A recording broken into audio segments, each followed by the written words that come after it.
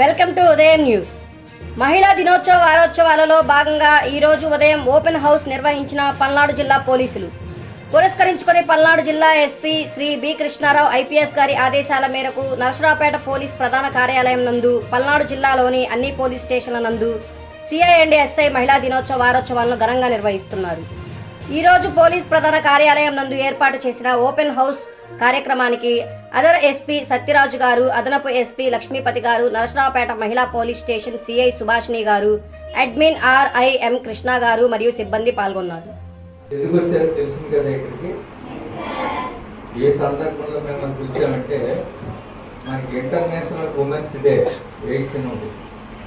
ఆ సందర్భంగా ఒక 1 వీక్ మా పోలీస్ డిపార్ట్మెంట్ వారు వివిధ రకాలైనటువంటి కార్యక్రమాలు చేస్తూ ఉన్నారు.